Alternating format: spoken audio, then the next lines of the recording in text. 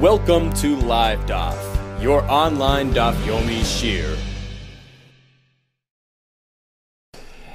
Shalom Aleichem and welcome back to today's Daf Hayomi Zevachim Daf Tesvav. We begin right on top on the first line. Ef shalitikuna, oy lo ef shalitikuna. This is back to yesterday regarding halacha, transporting the dam, the blood of the carbon to the mizbeach, shaloi beregel, not by foot. Meaning, typically halacha involves walking the blood to the mizbeach. This a kohen decided to pass the dam. There was no actual walking done. We concluded yesterday, halacha shalei beregel. If there's no walking involved, lo yishma halacha. That's not a fulfillment of halacha. Now the next question is: suppose he did pass it. Can you fix that? Can you rectify it by redoing it? Can you bring it back and start over again? Ef shalitikuna. Could you be masaking that process? Oy lo ef shalitikuna. Perhaps once it was done incorrectly, you can't rectify it. To Ashma, here comes a raya. So this we had yesterday. Kibel hakoyin v'nasan lepasol yasur lekasher. So the halacha is if the kosher, the qualified kohen, collected the blood in the container, and then he passed it without walking to a pasol, to an unqualified man next to him. Yasur lekasher. The halacha is the blood is now returned to the kosher, to the qualified kohen, to resume the process. Now, unehi nambi the yachser hakosher v'yikablenu. There are two ways to learn these words of yachser lekosher, as we discussed yesterday. One way would be the kohen is here, the kosher. The pasul is to his right. The mizbeach is to his right. So basically, he passed it towards the mizbeach. And all the Mishnah means to say is that the kohen will now just walk around to the far side, meaning to the right of the pasul, between him and the mizbeach, and take it from him, and continue the halacha, which would indicate that passing is not an issue. It's okay. That was one way to learn. However, but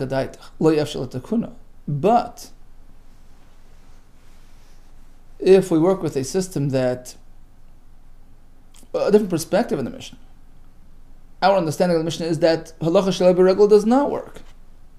In which case, when the Mishnah says yachser lekasher, it means to say he has to give it back in the direction where it came from. So the first way to learn was, I'm standing here, pass it to my right, to the pasul, then I walk around to his right, take it from him, and continue. Because passing to him is okay. However, if passing to him is not okay, because halacha shalei beregel is lo yishma halacha, like we're going with now, so then, what the Mishnah means is that the pasul has to give it back to the kosher, put it where it started, to the starting point, and then he'll start the process over again, because when he passed it to the pasul, it was an invalid halacha. But according to this understanding, passing is not considered halacha now, and you can't even fix it. So how could you rectify it? How can you start over again? The halacha became pasul when he passed it initially to the pasul. Well, says the more misavers the koy zor gava. You're assuming that the zar, the stranger, the non-kohen, the pasul, was positioned between the kohen and mizbeach, meaning towards the inside, towards the mizbeach. In which case, passing to him is considered a fulfillment, somewhat of a fulfillment of halacha. There was a halacha act done in an incorrect way. No, the zar was standing to the left of the kohen, further away from the mizbeach. So there was no halacha done at all. Halacha means being transported towards, not away from the mizbeach, right? Loi. No, the kohen zar baroi, the kohen was standing outside, meaning further away from the mizbeach. So when he passed it to him, there was no halacha done at all. Certainly, the kohen could just take it back from him and start over again. We're speaking about a fellow who passed towards the mizbeach. It's lacking in halacha. And the question was, could it be redone? Itmar. Here goes another statement from Rabbi Yochanan on this topic. Amar Ula, Amar Rabbi Yochanan, halacha shel regel is psula. Halacha without regel is actually possible. Not only is it a non-fulfillment, it actually invalidates. It's a negative. Alma, apparently, lo yefshal tekuna, he holds you can't correct it. Esvei Rav Nachman, he has to question Lu'ula. Really, you can't correct it? The Mishnah later on says, Nishbach min hakli ala ritzpa. So after the shechita was done, the dam spilled right on the floor before he had a chance to collect it, to do Kabbalah. And then he collected and put into Nishbach min hakli ala ritzpa. First the dam trickled into the kli, collected it, and then it spilled out of the container onto the floor. He recollected into the kli. It's kosher, because after all, shechita was done properly, Kabbalah was done properly. Just because it spilled out, it's okay, you can put it back in. Now when it spills on the floor, we're assuming it spills in all directions, including towards the Mizbeach. Now that was a halacha shelei b'regel. It was transported without walking the blood to the Mizbeach. According to you, Ula, halacha shelei b'regel is permanently invalid, without the ability to rectify. Answers the Gemara, Hachab ma'askin and k'shiyatz l'chutz. The Mishnah is speaking where the blood trickled away from the Mizbeach. Really? Lebroi nafik. Is that probable? That blood would just trickle in one direction? Away? Legavoy, towards the Mizbeach. Lo ya'il, it didn't go in? I mean, it's a liquid. It just, splatters equally in all directions. Well, says the Gemara Makim Madrid, either we're speaking it's on a slope, sloping away from the Mizbeach. You're saying, you can speak about a little, hole in the floor, so it just fell right in there without trickling towards the Mizbeach. But you're saying Basmicha, or we're speaking about blood which was close to congealment, in which case, it can sort of stay in its place without splattering in all directions. So you mean this Tana of the Mishnah trouble himself to bring out teach us a case which only pertains to very specific, unusual circumstances? Unlikely. Furthermore, I have a question on you. We have a Mishnah in the other parak which presents to us a case where, in fact, spilling of the blood invalidates it, where it's spilled directly from the neck of the animal without being collected first. So we're looking for a case where spilled blood is pasul. Nishbach ala ritzpa v'asafei pasul. If the dam spills straight on the floor out of the animal, even though he collected into a kli, it's too late, because the Kabbalah process has to be directly from the animal. Now, if we're looking for a case which is pasul, why do we have to go to a new situation, new circumstance? Just stick to the former circumstance and, present a distinction within that circumstance, if what you're saying is true. Now, when the blood spills out of the kli on the floor, it depends on which direction it went. Towards the Mizbeach is pasul, away is safe. So there you go. You have two cases. One is pasul, one is kosher, within the same or similar circumstance, without having need to go to another circumstance, another set of variables. Live like b'didei, he could have just made a distinction within the original case. He did shechita, collected the blood in the container, and from the container it spilled on the floor. Is it kosher or pasul? Well, it depends in which direction the blood flowed. By devar mamur, when do we say it's okay? When it spilled away. So there was no halacha done. Aval nichnas lefim was trickling towards the Mizbeach, which in a way is a halacha, but an invalid halacha, it would be pasul, if in fact what you're saying is true. Tiyufta, in fact, this is a refutation. This proves that even if it spills inwardly, it would be kosher, because halacha shlei b'regel, although it's not a fulfillment of halacha, it doesn't make it possible. You can just rectify and redo it. Itma, we have learned, again regarding halacha shlei b'regel, transporting the blood without walking it. What's its status? Is it considered an avoida or not? Machlekes Rab Shimon Rabbanon. At this point, the Gemara figures that it's a machlekes between Rab Shimon, who says halacha shlei b'regel is not considered an avoida,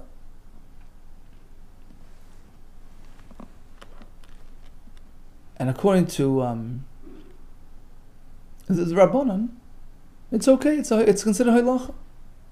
Why? How do we get to Rab Shimon Rabbanon? So this is back to the Mishnah, right? Rab Shimon said that the improper machshava of pigul, right, thinking that he's going to serve the korban to the mizbeach or to the consumers, the kohanim or the owners who can eat it, beyond its allowed time.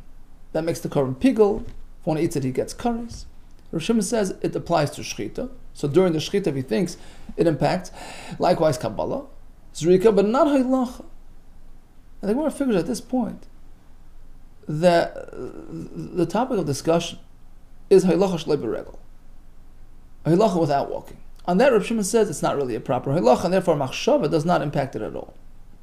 Whereas the kontra rabbanon, it is considered halacha, in which case it's susceptible to thoughts of pigul. That's what the Gemara figures at this point.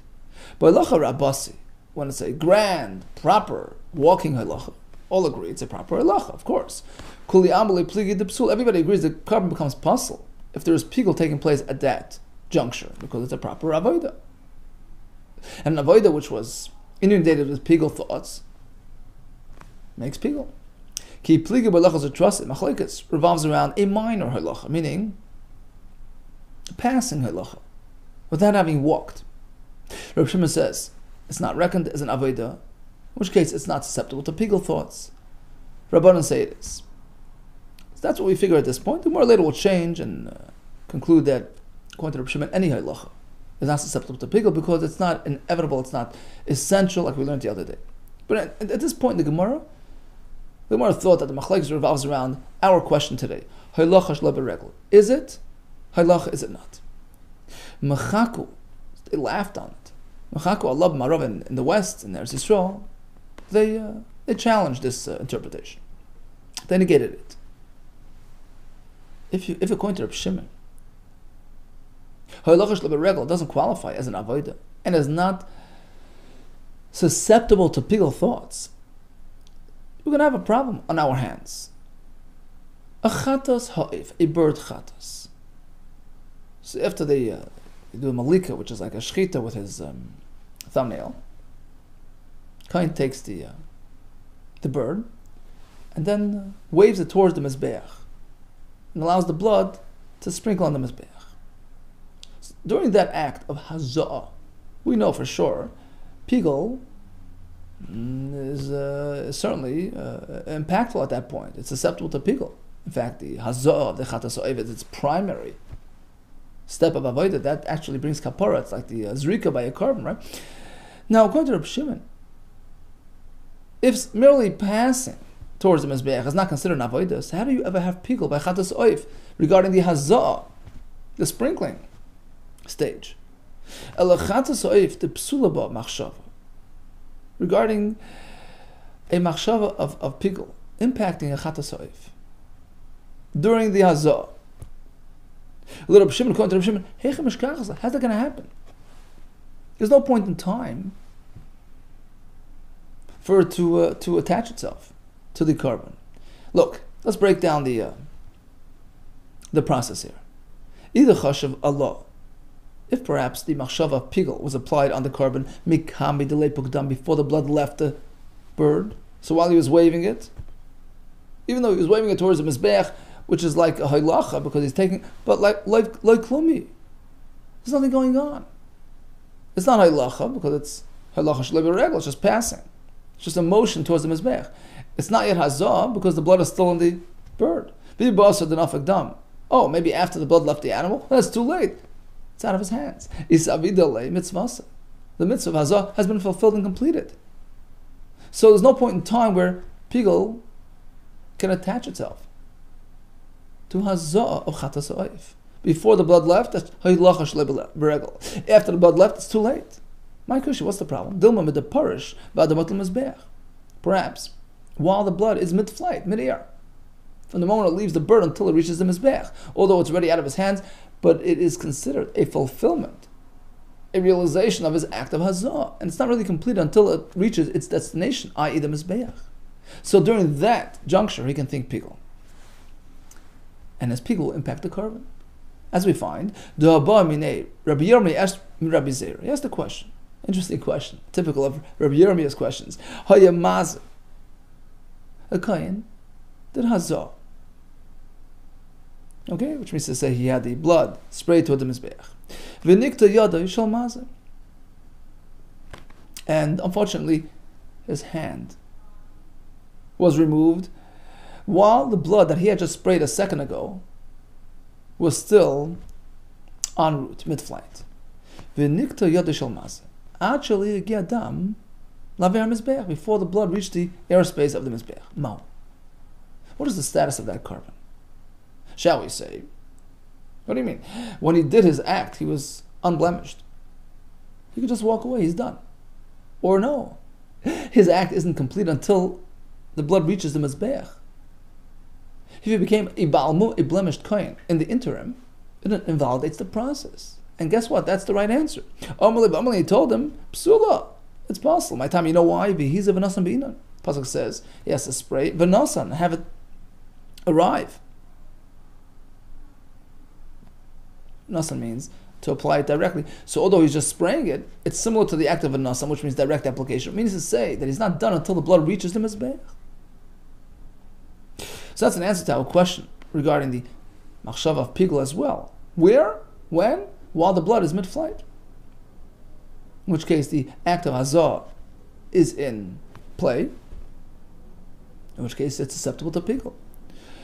So what's the problem with the way we understood the machlekes of Shimon the Rabbana? Perhaps according to Reb Shimon, halacha shel beregel is not halacha, is not an avoida.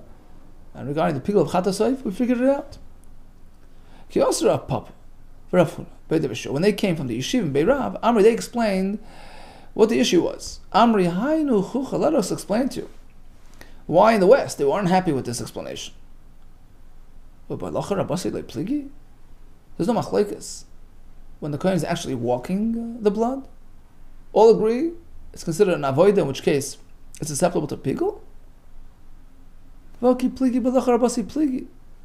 take a close look at the Mishnah. Actually, Reb Shimon makes his point regarding the standard conventional walking halacha. He says, look, even when you're walking with the blood, you can't think pigul, because since you could avoid that step, had he brought the animal closer to the mizbeach, wouldn't have to walk at all.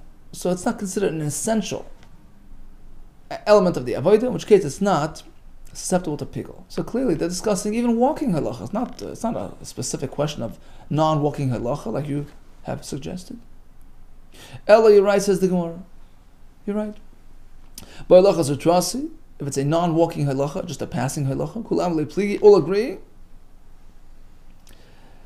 The pasla, that in fact, if you're thinking pigul at that point, it's pasal, because that motion is inevitable. It's essential. You can't do it without waving the bird to the mizbeach. Ki pligi b'lach rabbos. Machlekes is, in fact, when he's taking that longer route, because he chose to shech the animal at a distance.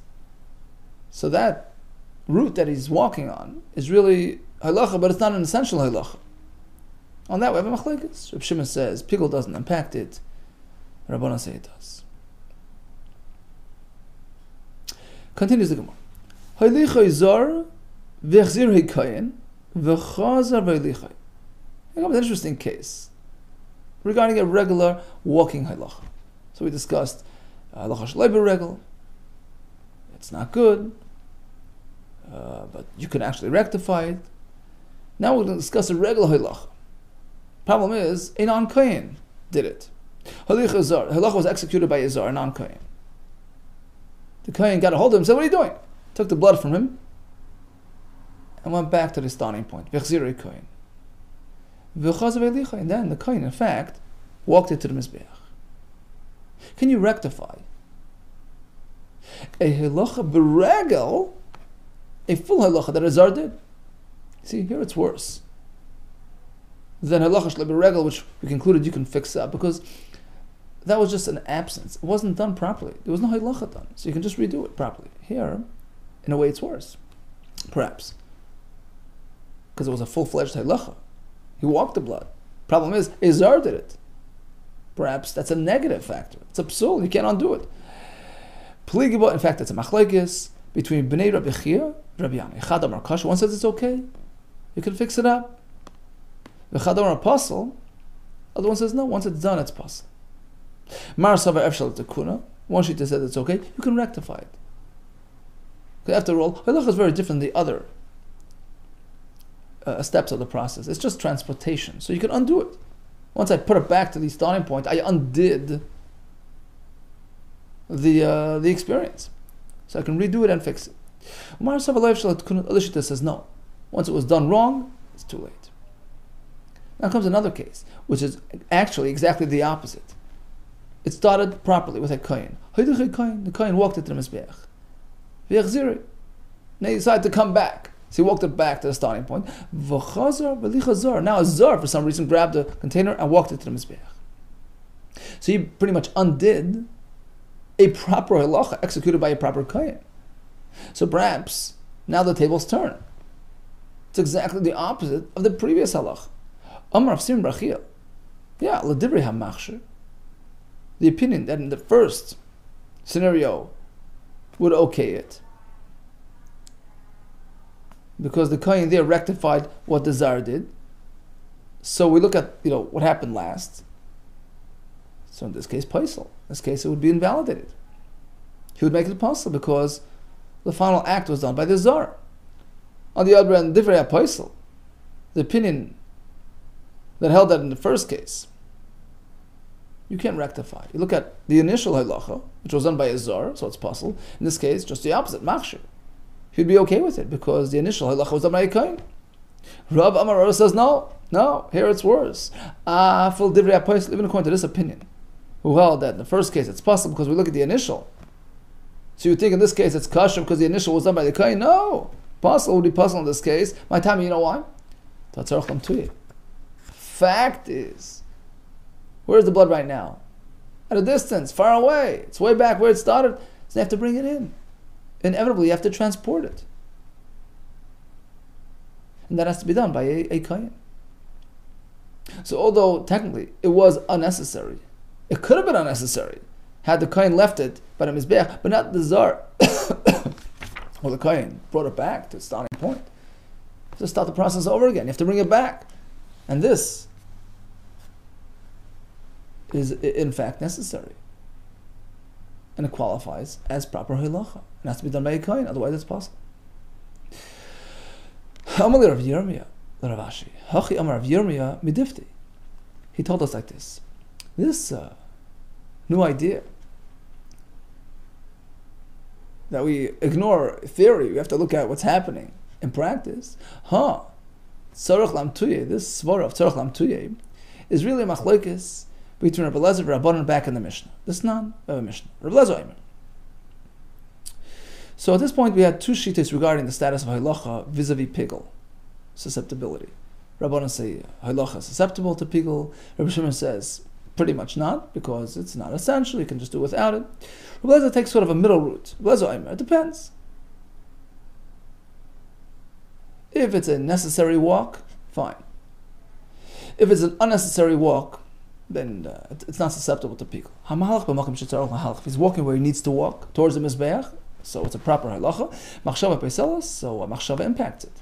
But makim shein tzarich lahalach, he's walking unnecessarily. In machshava peiselas, it's not susceptible to thoughts of pigel. Rabbi comes to explain what he means.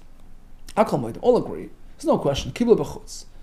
If he did the Kabbalah away from the mizbeach at a distance, and he walked the blood towards the mizbeach, of course, that's a necessary walk. Zeu hilach shetzarich lahalach. So that's for certain.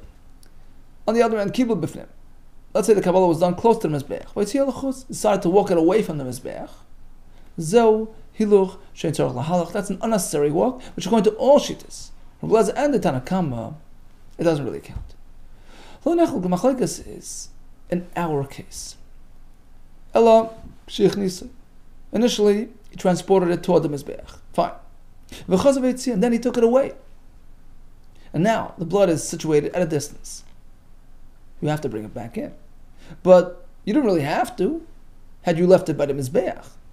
So that's theory versus practice. Our machlokes. Mar savar hatzarich lamtuye. Tanakam says, listen, end of the day you have to bring it in. It's inevitable, right? So it's a necessary walk. Umar savar lav kiluch hatzarich lavayda dami. Releza says, no, it's not a necessary walk. You could have done without it. Right? A self-made problem, so it doesn't count as a void. Turns out that this svara of tzarech lamtuyi is really machlokes. Eisvei Abaye. Comes Abaye with a kasha. Because we have a brisa which actually explains Rabbi Elazar's shita differently than the way you explained it. He's walking where he needs to. Machshava impacted. And he explains. For instance, the Kabbalah was done at a distance and then was transported towards the Mizbeach. Yeah, that's considered hiluch, which is required. But kibla b'fnim v'tiyel chutz. However, the Kabbalah was done near the Mizbeach and he decided to transport it away. So that walk away from the Mizbeach, zeu, is considered a hiluch, which is unnecessary. Shein tzarech lahalach. But it's implied from the brisa. Yeah, the way out is not necessary. But once it's out there, he decided to take it away. Now it's sitting at a distance. What about the part where he's bringing it back in? It would seem from the brisa that it is considered necessary. It is considered an integral part of the halacha. And this is Rabbi Elazar speaking.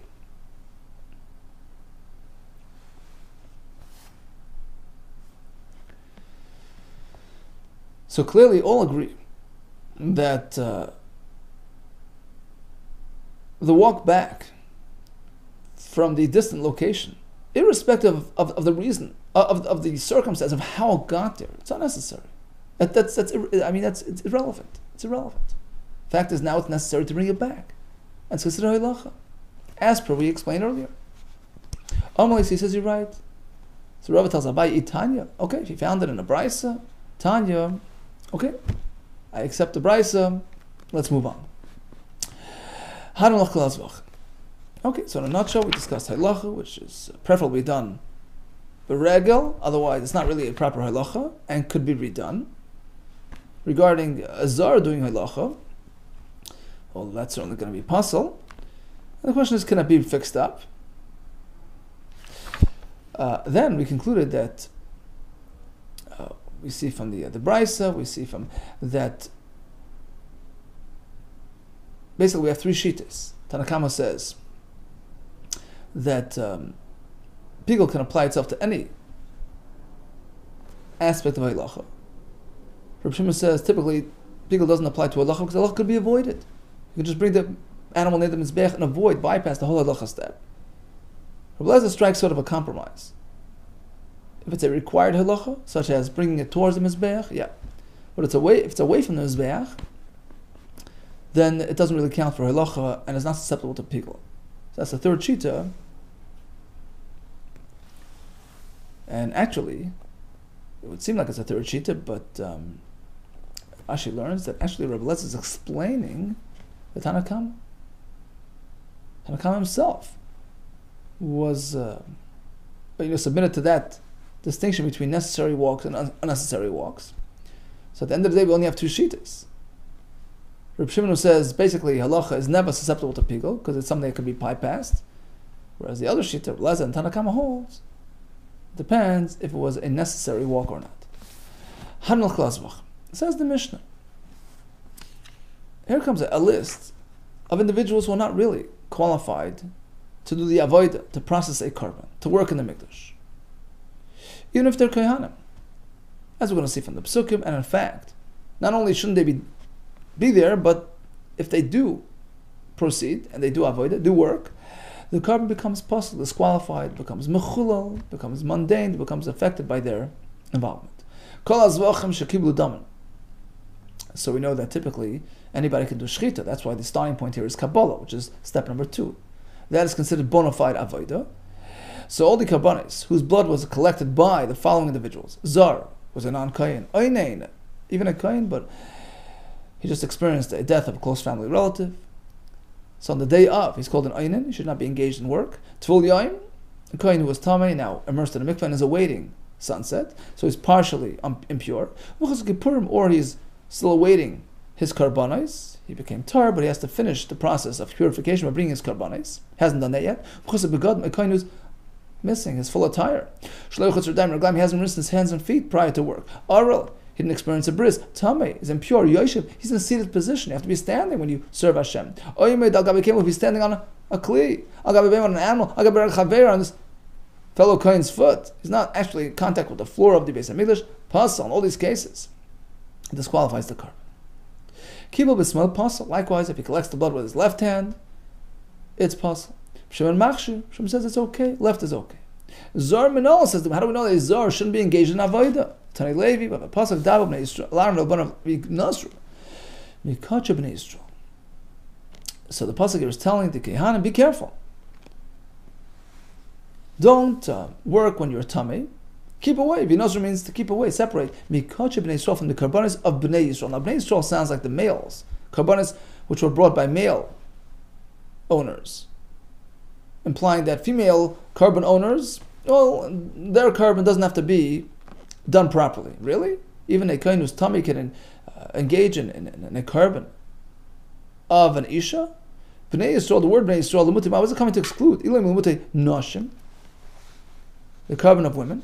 Really? Carbon noshim? B'tum korab, just because it's a carbon of an isha. Why does that allow a kohen to work when he's tummy? Rashi puts it like this: why would you think the carbon of an isha can override the tumah concern? There's no reason for that. Rather, the pasuk here is excluding karbanos that are sent by goyim. Rashi brings that a guy can actually send a donation, send a carbon. So if it's a carbon of a guy, no worries if you work when you're tummy. Really? How could you say that? Hashta tzitz le'meratza. The tzitz is the plate on the Kohen Gadol's forehead, which had the words Kodesh Hashem, had the ability to be meratza, to atone for, to override, to solve some issues of tumah. Rashi brings the Gemara in Menachos. We have a Gemara in Psachim that if in fact the carbon material, the blood or whatever, became tamei, and the Kohen, not realizing it, did the avodah, the tzitz atones for it, it covers for it. But it doesn't atone for tumah concerns by a carbon of a goy. Hashta tzitz le'meratza, even the tzitz cannot be meratza on the carbon of a goy. That as we learned, regarding a carbon of a goy, bein b'shoy, bein b'mezid, lo'hurtza.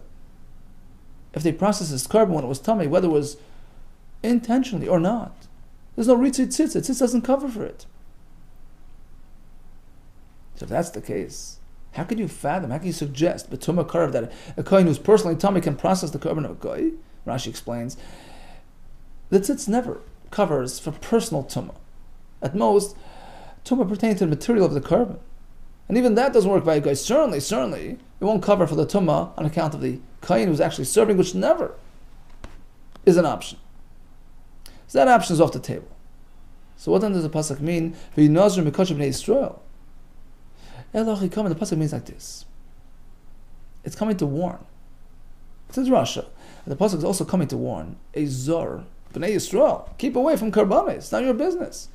V'yinazir mikosh b'nei Yisrael v'lo yechalu. The pasuk is addressing the b'nei Yisrael.